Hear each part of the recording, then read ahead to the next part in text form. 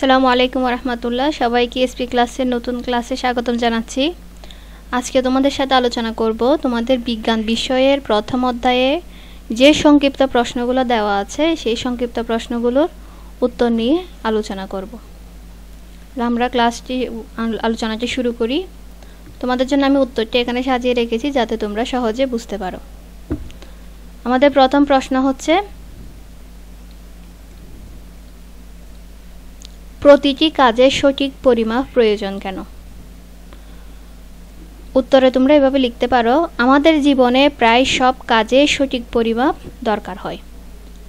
যেমন বাজার থেকে চাল ডাল কেনা, জামা কাপড় বানানো, সময় মতো কাজ শুরু করা বা শেষ করা, সব কিছু একটা কি পরিমাপের মাধ্যমে হয়। সঠিক পরিমাপ না জানলে একটা ঘরে কয়টা চেয়ার টেবিল রাখা যাবে, কয়টা ঘর বানানো যাবে, রান্নায় কতটুকু মশলা লাগবে, এমনকি জীবন রক্ষাকারী ওষুধও ঠিকমতো বানানো ও খাওয়া যাবে না। তাই আমরা বলতে পারি যে কোনো কাজ ভালোভাবে করতে হলে সঠিক পরিমাপ জরুরি। তা আমরা কি বলতে পারি, যে কোনো কাজ সঠিকভাবে করার জন্য, সঠিকভাবে সম্পন্ন হওয়ার জন্য প্রতিটি কাজে সঠিক পরিমাপের প্রয়োজনটা সঠিক পরিমাপ অপরিহার্য, সঠিক পরিমাপ খুবই প্রয়োজন। আমাদের 2 নম্বর প্রশ্ন হচ্ছে, মৌলিক একক কি কি? আগে আমরা জেনে নিই মৌলিক একক মানে কি। মৌলিক একক মানে হলো যেগুলো নিজেরা স্বাধীন, অন্য কোনো এককের উপর নির্ভর করে না। মৌলিক একক হচ্ছে তারা নিজেরা স্বাধীন থাকবে, তারা পরাধীন থাকবে না, তারা অন্য কোনো এককের উপর কি থাকবে না, নির্ভর থাকবে না তাদের। সেগুলোই হচ্ছে কি মৌলিক একক। তোমাদের বিজ্ঞান বইয়ে তোমরা শুরুর দিকে রিডিং পড়লে সেখানে পাবে মৌলিক একক মোট 7টি। মৌলিক একক কয়টি? 7টি। প্রথমটা হচ্ছে দৈর্ঘ্যের একক। দৈর্ঘ্যের একক হচ্ছে মিটার, সময়ের একক হচ্ছে সেকেন্ড, ভরের একক হচ্ছে কিলোগ্রাম, তাপমাত্রার একক হচ্ছে কেলভিন, এবং বিদ্যুৎ প্রবাহের একক হচ্ছে অ্যাম্পিয়ার, আলোক ঔজ্জ্বল্যতার একক হচ্ছে ক্যান্ডেলা, এবং সর্বশেষ পদার্থের পরিমাণের একক হচ্ছে মোল। এই 7টি মৌলিক একক, যে এককগুলো অন্য কোনো এককের উপর কি করে না, নির্ভরশীল নয়, তারা নিজেরাই স্বাধীন। আমাদের পরবর্তী সংক্ষিপ্ত প্রশ্ন, এককের গুণিতক বা ভগ্নাংশের প্রয়োজন কেন হয়? আমরা যখন কোনো কিছু মাপি বা কোনো কিছু মাপ করি তখন আমরা কি ব্যবহার করি? একক ব্যবহার করি।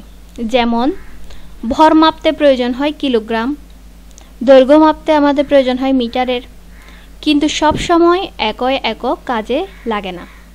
যেমন টেবিলের দৈর্ঘ্য মাপতে মিটার, টেবিলের দৈর্ঘ্যকে মাপার জন্য মিটারের প্রয়োজন হয়, কিন্তু ঢাকা থেকে চট্টগ্রামের দূরত্ব মাপতে কিসের প্রয়োজন হবে? কিলোমিটার ব্যবহার করতে হবে। আবার ছোট পেন্সিলের দৈর্ঘ্য মাপতে সেন্টিমিটার ব্যবহার করি। এখানে কিলোমিটার, সেন্টিমিটার হলো মিটারের গুণিতক আর ভগ্নাংশ। তাহলে এখানে একটি গুরুত্বপূর্ণ কথা বলা হয়েছে, সেটি কি? কিলোমিটার আর সেন্টিমিটার। কিলোমিটার আর সেন্টিমিটার হচ্ছে মিটারের গুণিতক আর কি ভগ্নাংশ। তাই বড় কিছু মাপতে এককের গুণিতক আর ছোট কিছু মাপতে এককের ভগ্নাংশ দরকার হয়। তাহলে বড় কিছু যদি আমাদের মাপতে হয়, বড় কিছু পরিমাপ করতে হলে বা মাপতে হলে আমাদের কিসের প্রয়োজন হয়? গুণিতকের। আর ছোট কিছু মাপতে হলে আমাদের এককের ভগ্নাংশের প্রয়োজন হয়। সর্বশেষ প্রশ্ন, পরিমাপের ক্ষেত্রে ক্ষেত্রফল ও আয়তনের মূল পার্থক্য কোথায়? পরিমাপের ক্ষেত্রে ক্ষেত্রফল ও আয়তনের মূল পার্থক্য কোথায়? উত্তর তোমরা এভাবে লিখতে পারো, ক্ষেত্রফল হলো দৈর্ঘ্য আর প্রস্থের গুণফল। মানে শুধু লম্বা আর চওড়া, এখানে চওড়া মানে হচ্ছে প্রস্থ, লম্বা আর প্রস্থ মাপলেই হয়। লম্বা আর প্রস্থ মাপলে কি হয়? ক্ষেত্রফল বের হয়। আর আয়তন হলো দৈর্ঘ্য, প্রস্থ আর উচ্চতার গুণফল। ক্ষেত্রফল কিসের মাধ্যমে বের হয়? দৈর্ঘ্য আর প্রস্থের গুণফল। আর আয়তন, তোমার আয়তন বের করতে হলে কি করতে হবে? দৈর্ঘ্য, প্রস্থ আর উচ্চতার গুণফল, উচ্চতাকে কি করতে হবে? গুণ করতে হবে। মানে তাহলে দৈর্ঘ্য মানে হচ্ছে লম্বা, প্রস্থ মানে হচ্ছে চওড়া, আর উচ্চতা মানে কি? উঁচু বোঝানো হয়। এই তিনটার সমন্বয়ে যেটা বের হয় সেটি হচ্ছে কি? আয়তন। সহজভাবে যদি আমরা বলতে যাই তাহলে ক্ষেত্রফলকে উচ্চতা দিয়ে গুণ করলে আয়তন পাওয়া যায়, আর আয়তনকে উচ্চতা দিয়ে ভাগ করলে ক্ষেত্রফল পাওয়া যায়। আবার খেয়াল করো, ক্ষেত্রফলকে উচ্চতা দিয়ে গুণ করলে আয়তন পাওয়া যাবে। ক্ষেত্রফলকে উচ্চতা দিয়ে যদি গুণ করা হয় তাহলে কি পাওয়া যাবে? আয়তন। আর আয়তনকে যদি উচ্চতা দিয়ে ভাগ করা হয়, আয়তনকে উচ্চতা দিয়ে ভাগ করলে কি পাওয়া যাবে? ক্ষেত্রফল পাওয়া যাবে। সুতরাং ক্ষেত্রফলের একক হলো কি? বর্গমিটার। আর আয়তনের একক হলো কি? ঘনমিটার। ক্ষেত্রফলের একক বর্গমিটার, আয়তনের একক ঘনমিটার।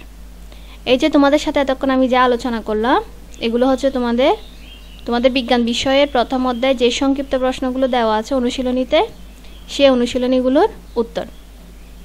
পরবর্তী ক্লাসে এখানে যে গাণিতিক সমস্যাগুলো দেখা যাচ্ছে, যে গাণিতিক সমস্যাগুলো প্রশ্ন আছে, এই প্রশ্নগুলোর উত্তর নিয়ে আলোচনা করব। পরবর্তী ক্লাসগুলো পাওয়ার জন্য অবশ্যই চ্যানেলটি সাবস্ক্রাইব করে রাখবে। আজকে পর্যন্তই। খুদা হাফেজ। আসসালামু আলাইকুম।